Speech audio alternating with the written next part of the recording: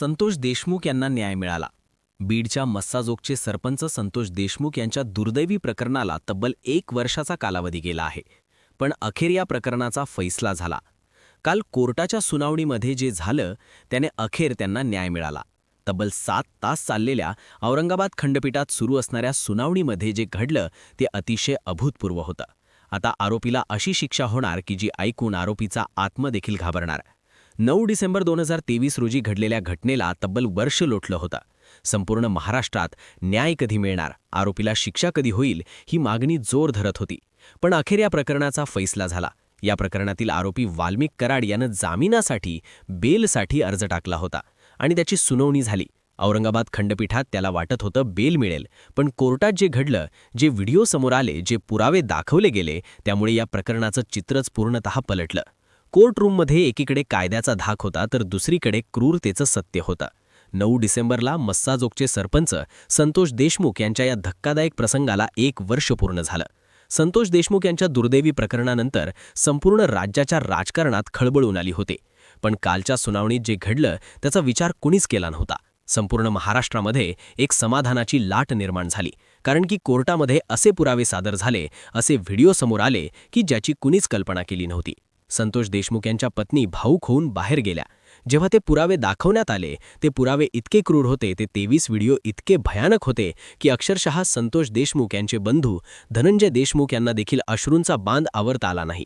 व याचं कारण होतं कोर्टामध्ये दाखवलेले ते अत्यंत क्रूर व्हिडिओ. मग या व्हिडिओंनी नेमकं असं काय झालं, या व्हिडिओतून कोणता पुरावा बाहेर आला की ज्यामुळे इतक्या टाईम लटकलेली ही केस देखील आता सॉल्व्ह झाली आहे? कोर्टाने काय मोठा फैसला घेतला आहे की ज्यामुळे आरोपी अक्षरशः दयेची भीक मागणार आहे? पहा, वाल्मिक कराड हा साधारणपणे वर्षभरापासून जेलमध्ये होता. त्याआधी त्यानं जामिनासाठी अर्ज केला होता, पण तो कोर्टानं फेटाळला होता. पण कराडने आता पुन्हा मुंबईच्या उच्च न्यायालयाच्या औरंगाबाद खंडपीठामध्ये जामिनासाठी अर्ज दाखल केला होता.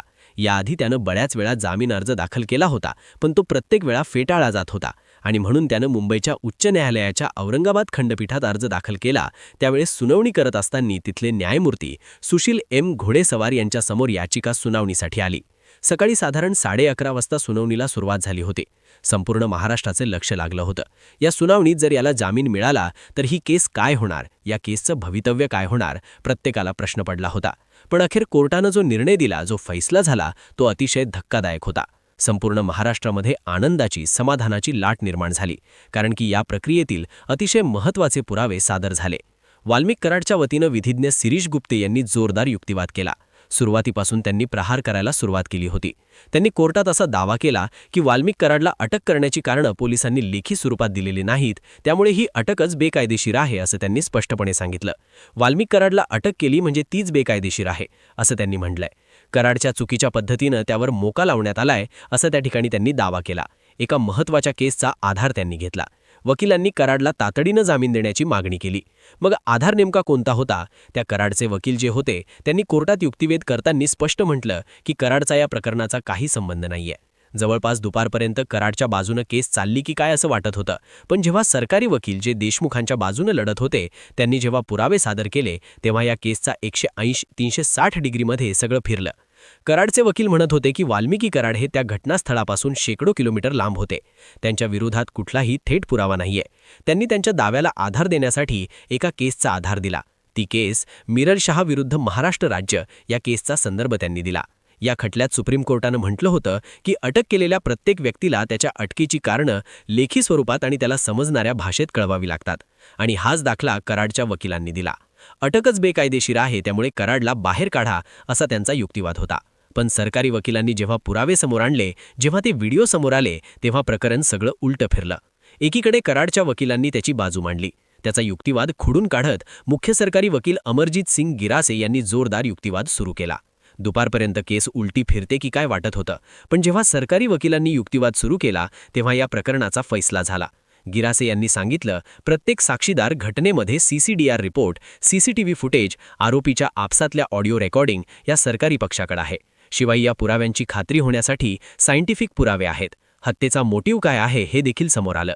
मोटिव्ह काय होता हे देखील त्यांनी सांगितलं. आणि यापुढे जाऊन अक्षरशः वकिलांनी देशमुखांसोबत तो दुर्दैवी प्रसंग होत होता, त्यांच्यासोबत जी धक्काबुक्की होत होती, त्याचबरोबर वाल्मिकी कराड, विष्णू चाटे, सुदर्शन घुले यांचं फोनवरून बोलणं सुरू होतं. त्यावेळेस कराड फोनवरून मारेकऱ्यांना आदेश देत होता, असा युक्तिवाद सरकारी वकील गिरासे यांनी केला. मग याचा अर्थ काय?